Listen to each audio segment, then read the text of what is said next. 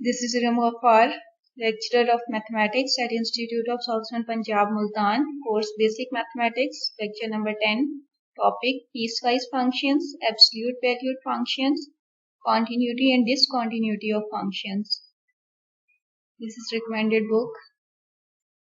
What is piecewise function? Simply हमारे पास कोई भी फंक्शन मल्टीपल सब फंक्शन से मिलकर डिफाइन किया जाए या उसमें मल्टीपल सब फंक्शंस इन्वॉल्व हों तो हमारे पास जो फंक्शन है वो पीसवाइज फंक्शन कहलाता है। लेकिन जो डोमेन होनी चाहिए सब फंक्शंस की वो डिफरेंट इंटरवल्स होने चाहिए। फॉर एग्जांपल ये हमारे पास एक पीसवाइज फंक्शन है क्योंकि इसमें हमारे पास अब टू फंक्शंस इन्वॉल्व हैं। फर्स्ट फंक्शन है x² + 17 over x - 1 और सेकंड फंक्शन है constant function that is f of x = 2। यानी फंक्शन जो है अगर x की वैल्यू 1 के इक्वल नहीं है, 1 के इक्वल ना होने का मतलब है 2, 3, 4 कोई भी रियल नंबर हो सकता है प्लस इन्फिनिटी से माइनस इन्फिनिटी तक। जब भी कोई रियल नंबर लेंगे एक्सेप्ट 1 तो हमारे पास फंक्शन जो है वो ये बिहेवियर शो करता है। और अगर हमारे पास डोमेन में हम x = 1 पुट करेंगे तो फंक्शन का जो हमारे पास रिस्पॉन्स होगा वो ये 2 आएगा। तो इस टाइप के जो फंक्शंस जो पीसेस में डिफाइन किए जाते हैं यानी डोमेन को पीसेस में डिवाइड कर दिया जाता है और उन पीसेस पर फंक्शन का बिहेवियर डिफरेंट होता है। तो ऐसे फंक्शंस जो हैं वो पीसवाइज फंक्शंस कहलाते हैं हमारे पास।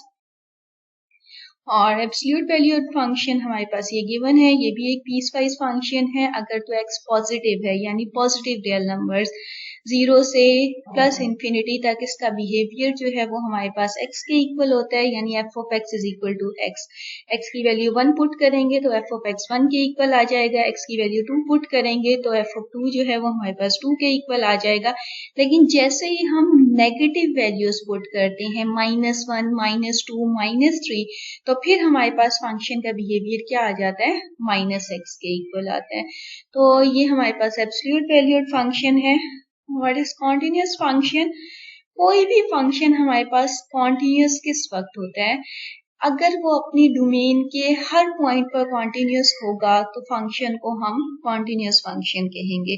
अब डोमेन के किसी पॉइंट पर फंक्शन कॉन्टिन्यूअस कब होगा? लेट करने एक फंक्शन f of x है और c जो है इसकी डोमेन का पॉइंट है यानी फंक्शन की डोमेन से हमने एक पॉइंट ले लिया है और अगर ये 3 कंडीशंस हमारे पास सेटिस्फाई करता है तो हमारे पास ये फंक्शन जो है इस पॉइंट पर कॉन्टिन्यूअस कहलाएगा। फर्स्ट कंडीशन ये है कि फंक्शन को एग्जिस्ट करना चाहिए एट x = c। बेसिकली देखा जाए तो ये कंडीशन हमारे पास डोमेन का मेंबर होने की कंडीशन है यानी f of c कोई रियल नंबर रिजल्ट होना चाहिए यानी इनपुट में हम c दें तो f of c एक रियल नंबर रिजल्ट आना चाहिए, ऐसा ना हो कि वो डिफाइंड ही ना हो। और सेकंड कंडीशन ये है कि हमारे पास लिमिट एग्जिस्ट करनी चाहिए c पर। लिमिट का क्या कॉन्सेप्ट है, कैसे फाइंड आउट करते हैं, ये हम एग्जाम्पल से समझ लेंगे। इसकी डिटेल में मैं ज्यादा नहीं जाऊंगी क्योंकि लेक्चर फिर बहुत लेंथी हो जाएगा, तो इसलिए एग्जाम्पल में जब हम क्वेश्चंस को सॉल्व करेंगे तो मैं आपको बता दूंगी कि कैसे लिमिट जो है वो फाइंड आउट की जाती है और left hand limit right hand limit का क्या कॉन्सेप्ट है और किस तरह से हम फाइंड आउट करेंगे इसे। लिमिट एग्जिस्ट करनी चाहिए इस पॉइंट C पर। और थर्ड कंडीशन ये है कि लिमिटिंग वैल्यू फंक्शन की और functional value f of c वो हमारे पास इक्वल होनी चाहिए। यानी अगर ये 3 कंडीशंस हमारे पास सेटिस्फाई हैं तो हमारा फंक्शन जो है वो कॉन्टिन्यूअस कहलाएगा एट पॉइंट C। और अगर इनमें से कोई एक भी ऐसी है जो सेटिस्फाई ना हो तो फंक्शन डिसकॉन्टिन्यूअस फंक्शन कहलाता है। तीनों ना हो तो है ही डिसकॉन्टिन्यूअस, लेकिन अगर एटलीस्ट एक भी सेटिस्फाई ना हो इनमें से तो फिर फंक्शन जो है वो हमारे पास डिसकॉन्टिन्यूअस फंक्शन कहलाएगा। इन डेफिनेशंस को आप लोगों ने एज इट इज जो है वो याद करना है। नेक्स्ट एग्जांपल से हमने देखना है कि हम इस डेफिनेशन को अप्लाई कैसे करते हैं, कैसे हम चेक करते हैं कि फंक्शन किसी पॉइंट पर कॉन्टिन्यूअस है या नहीं है। तो ये सिंपल एग्जांपल है, एक पीस वाइज हमारे पास फंक्शन गिवन है और हमें इसकी कॉन्टिन्यूटी चेक करनी है 1 पर कि 1 पर ये फंक्शन कॉन्टिन्यूअस है या नहीं है। तो सबसे पहले हम लेफ्ट हैंड लिमिट अप्लाई करते हैं। लेफ्ट हैंड लिमिट का मतलब ये है कि हम लेफ्ट हैंड साइड से 1 को अप्रोच कर रहे हैं और जब हम लेफ्ट हैंड साइड से 1 को अप्रोच करेंगे तो इसका मतलब है वैल्यू जो है वो 1 से लेस हो तो फंक्शन का क्या बिहेवियर है, 1 से लेस हो वैल्यू तो फिर हमारे पास फंक्शन का रिस्पॉन्स यही फंक्शन आएगा x² - 1 ओवर x - 1। अगर वैल्यू 1 से ग्रेटर हो तब भी रिस्पॉन्स ये आएगा, लेकिन अगर वैल्यू एग्जैक्टली 1 हो तो फिर हमारे पास आंसर क्या आता है, 2 आता है। तो अभी वैल्यूज क्या हैं, 1 से लेस है, तो 1 से लेस होगा तो f ऑफ x किसके इक्वल आ जाएगा, इस फंक्शन के इक्वल आएगा, x² - 1 ओवर x - 1। यहाँ हमें डायरेक्ट 1 नहीं पुट करना बल्कि इसे सिंप्लीफाई करना है। अब ये न्यूमरेटर में जो पॉलिनोमियल गिवन है x² - 1, इसके दो फैक्टर्स बन सकते हैं x - 1 और x + 1। जो x - 1 फैक्टर होगा वो डिनोमिनेटर में जो फैक्टर गिवन है इसके साथ कैंसिल आउट हो जाएगा, तो रिमेनिंग हमारे पास क्या रह जाएगा, जस्ट एक फैक्टर जो कि x + 1 है। अब हमें इस x की जो वैल्यू है वो 1 पुट करनी है, -1 नहीं पुट करेंगे, नेगेटिव का मतलब होता है 1 को हम अप्रोच कर रहे हैं नेगेटिव साइड से, यानी 1 से लेस वैल्यूज हैं लेकिन वो 1 को अप्रोच कर रही हैं, तो पुट हमें यहाँ पर 1 ही करना है, तो रिजल्ट क्या आ गया, 2।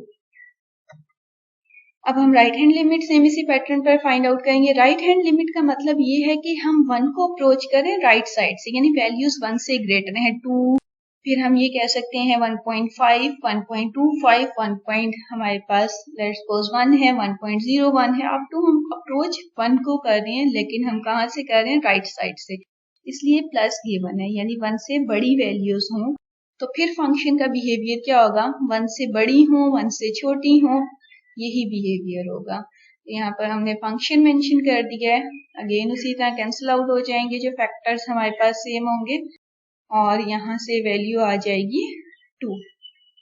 होपफुली ये लेफ्ट और राइट हैंड लिमिट का कॉन्सेप्ट जो है वो क्लियर हो गया होगा।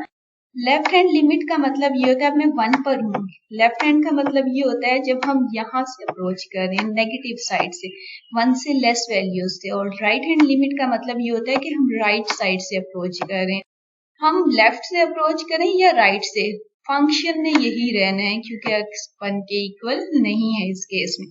जब एग्जैक्टली x 1 के इक्वल होता है तो ये लिमिटिंग वैल्यू नहीं होती, ये फंक्शन की वैल्यू होती है एट 1।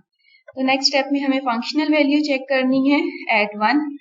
ये तो लिमिट एग्जिस्ट कर रही है लेफ्ट और राइट, इसलिए इसे हम डायरेक्ट लिख सकते हैं कि लिमिट एग्जिस्ट कर रही है, क्योंकि लेफ्ट हैंड और राइट हैंड लिमिट जब भी सेम होगी हम कहेंगे फंक्शन की लिमिट एग्जिस्ट करती है इस पॉइंट पर, और लिमिटिंग वैल्यू क्या है, हमारे पास 2 है। सेकेंड स्टेप में हमें फंक्शनल वैल्यू देखनी है, हमारे पास 1 पर क्या आएगी, तो जैसे ही एग्जैक्टली 1 पुट करेंगे हम x में तो उसमें हमारे पास एग्जैक्टली आंसर क्या आएगा, 2 आ जाएगा, क्योंकि x जब 1 के इक्वल है तो फिर हमारे पास फंक्शन किसके इक्वल है, 2 के इक्वल। अब लिमिटिंग वैल्यू और फंक्शनल वैल्यू दोनों एग्जिस्ट भी कर रही हैं और दोनों सेम भी हैं। ये 3 कंडीशंस थी फंक्शन के कॉन्टिन्यूस होने की एट पॉइंट C। अब यहाँ पर C हमारे पास किसके इक्वल है, 1 के इक्वल है, इसलिए हमारा फंक्शन जो है वो कॉन्टिन्यूस फंक्शन है at x is equal to 1। Hopefully continuity का कॉन्सेप्ट जो है वो क्लियर हो गया होगा।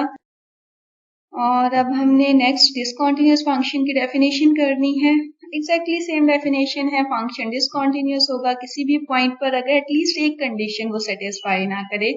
फॉर एग्जाम्पल या तो फंक्शनल वैल्यू ही एग्जिस्ट ना करे, जैसे f ऑफ c हमारे पास अनडिफाइंड आ जाए। अनडिफाइंड का मतलब है कि इस पर फंक्शन डिफाइन ही ना हो, ये भी आगे एग्जाम्पल से मैं आपको क्लियर कर दूंगी। लिमिट एग्जिस्ट ना करे, यानी लेफ्ट हैंड और राइट हैंड लिमिट डिफरेंट आ जाए तब भी फंक्शन डिसकॉन्टिन्यूस होता है, जैसे यहाँ पर मैंने मेंशन कर दिया है। और थर्ड कंडीशन ये है कि लिमिटिंग वैल्यू और फंक्शनल वैल्यू इक्वल ना हो।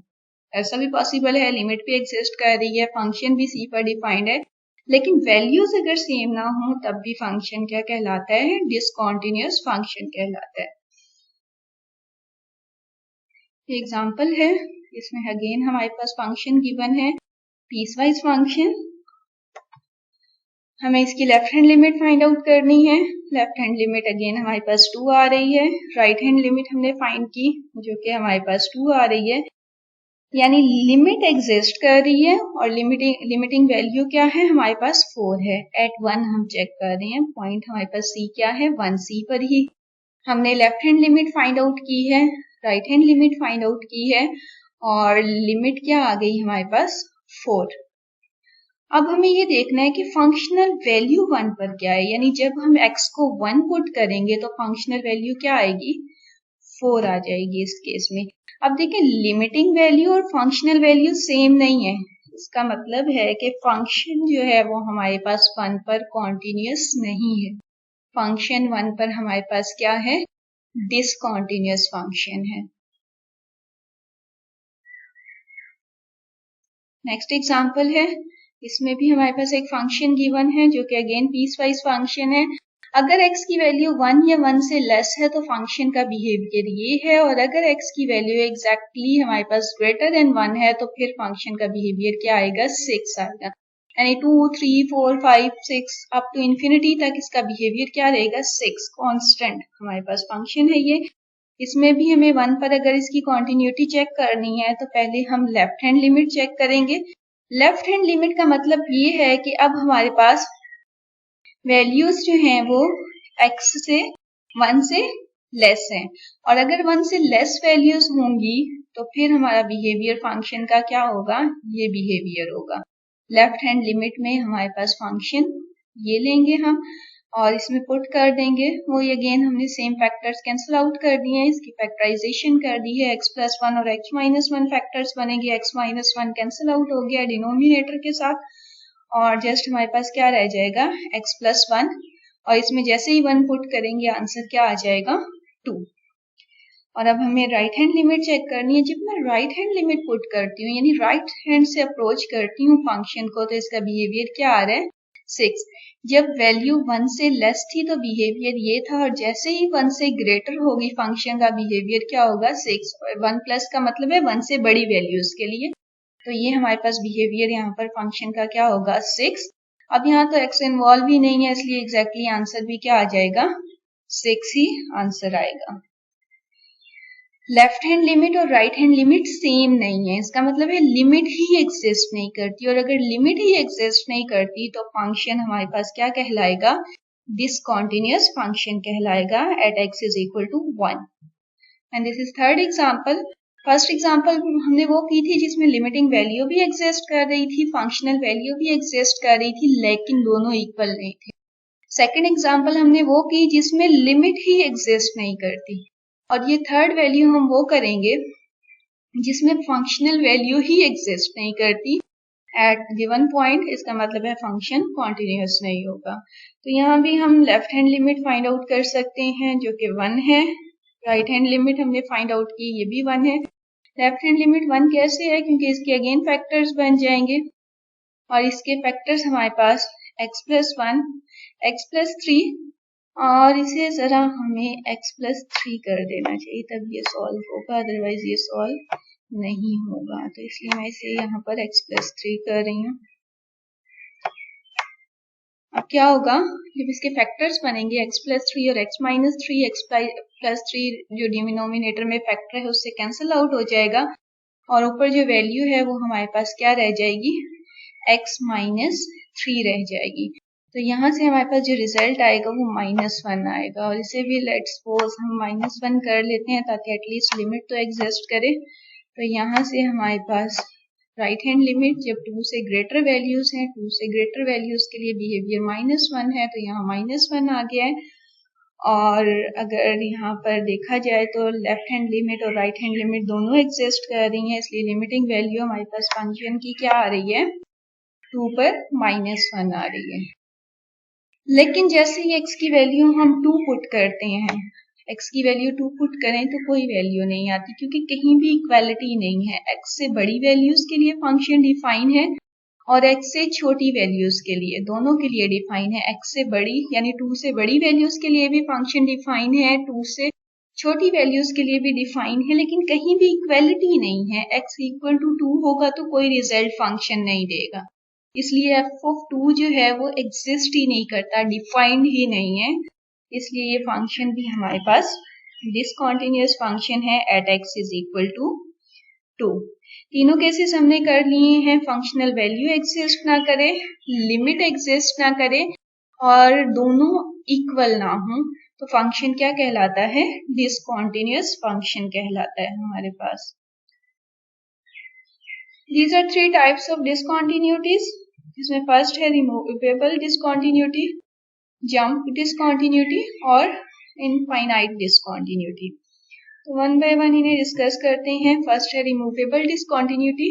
इस टाइप का ग्राफ होता है, पूरे ग्राफ में कहीं अगर होल आ जाए और इस तरह से होल हो कि बाकी सिर्फ सेंटर में होल हो, बाकी लाइन हो आपके पास कॉन्टिन्यूअस, तो ये हमारे पास कॉन्टिन्यूटी जो डिसकंटिन्यूटी जो है, क्योंकि इस पॉइंट पर फंक्शन डिफाइन नहीं है। -1 पर मैं जब वैल्यू इनपुट देती हूँ तो आउटपुट कुछ नहीं आता। होल का मतलब है यहाँ वैल्यू नहीं है, यानी फंक्शनल वैल्यू ही एग्जिस्ट नहीं करती। तो फिर हमारे पास या इनफाइनाइट आ जाती है, तो हमारे पास फंक्शन जो है वो उस पॉइंट पर डिसकंटिन्यूअस फंक्शन कहलाता है और ये जो डिसकंटिन्यूटी है ये रिमूवेबल कहलाती है।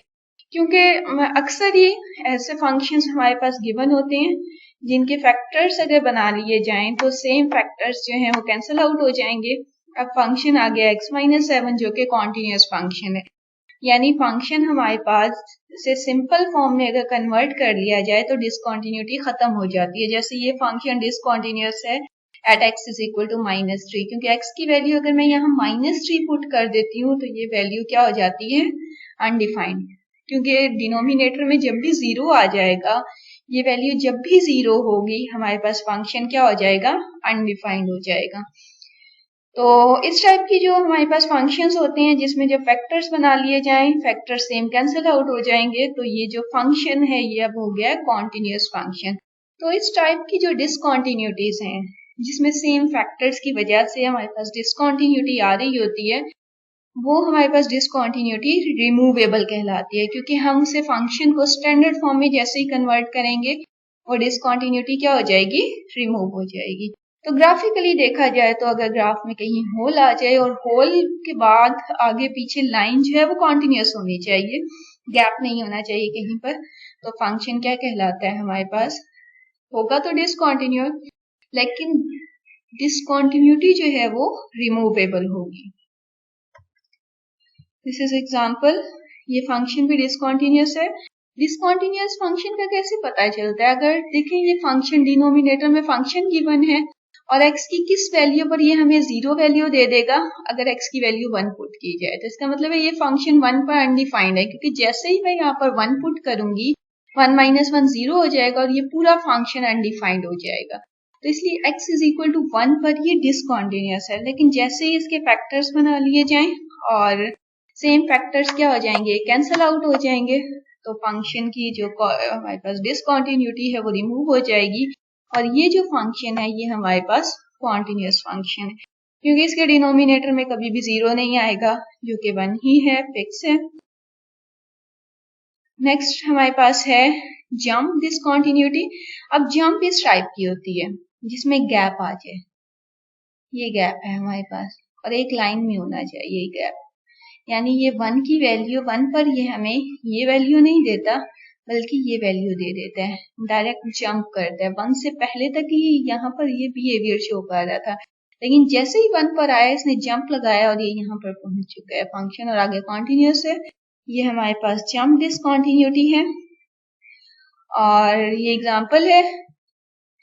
देखिए 1 अगर 1 के इक्वल नहीं है डोमेन तो फिर तो बिहेवियर फंक्शन का ये है, लेकिन जैसे ही 1 के इक्वल आ जाएगा ये हमारे पास बिहेवियर 5/2 शो कर रहा है, यानी फंक्शनल वैल्यू और लिमिटिंग वैल्यू सेम ना हो तो फिर हमारे पास फंक्शन उस पॉइंट पर जंप डिसकंटिन्यूटी शो करता है। अब देखिए लिमिटिंग वैल्यू इस केस में हमारे पास क्या आ रही है? 2 आ रही है, यानी लेफ्ट हैंड साइड से जाएं या राइट हैंड साइड से जाएं 1 पर हमारे पास फंक्शन का बिहेवियर ये होगा और इस पर जो हमारे पास लिमिटिंग वैल्यू है वो 2 आ जाती है, यानी लिमिट जो है वो 2 है और अगर फंक्शन में डायरेक्ट 1 पुट करें तो फिर बिहेवियर 5/2 है।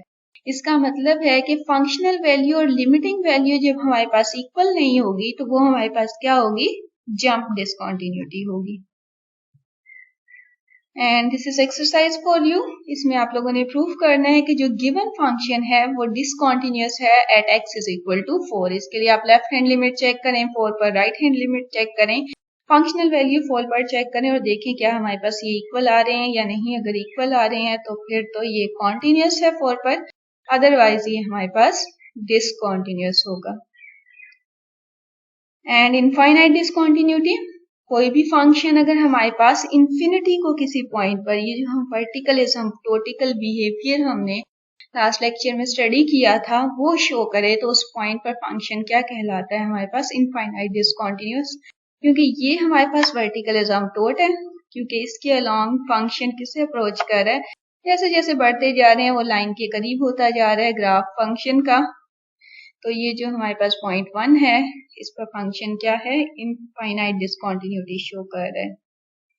एसिम्प्टोट, वर्टिकल एसिम्प्टोटिकल बिहेवियर जो है वो हमारे पास जो है वो इनफिनिट डिसकंटिन्यूटी को शो करता है। फॉर एग्जांपल 1/x का जो ग्राफ है वो हमारे पास इनफिनिट डिसकंटिन्यूटी को शो करता है। अगर मैं यहाँ ग्राफ ड्रॉ करना चाहूँ तो 1/x का ऐसा ग्राफ होता है। ये हमारे पास 0 पर वर्टिकल एसिम्प्टोट शो करता है, क्योंकि जब डिनोमिनेटर 0 हो जाएगा तो वर्टिकल एसिम्प्टोट्स आएंगे। तो डिनोमिनेटर को 0 पुट करें तो x is equal to 0 line आती है और ये हमारे पास शो करती है कि फंक्शन जो है इस पॉइंट पर इनफिनिट डिसकंटिन्यूटी शो करता है। ये एग्जांपल है सिंपल, एक फंक्शन गिवन है और अगर हमें इसके वर्टिकल एसिम्प्टोट्स जो हैं वो फाइंड आउट करने हैं तो इसके लिए डिनोमिनेटर को हम 0 पुट करेंगे। इसको 0 पुट करने से पहले हम इसके फैक्टर्स बनाएंगे और जो सेम फैक्टर्स हैं उन्हें कैंसिल आउट कर देंगे। बेसिकली स्टैंडर्ड फॉर्म में मस्ट कन्वर्ट करना है और कन्वर्ट करने के बाद डिनोमिनेटर को 0 पुट करेंगे तो x की वैल्यू आ जाएगी दैट इज -1। इसका मतलब है कि हमारा फंक्शन जो है वो -1 पर इनफिनिट डिसकंटिन्यूटी शो कर रहा है। And this is exercise for you. Functions given है, साथ में पॉइंट्स गिवन है, इन पॉइंट्स पर आपने इन फंक्शंस की कॉन्टिन्यूटी या डिसकंटिन्यूटी को चेक करना है। Thank you.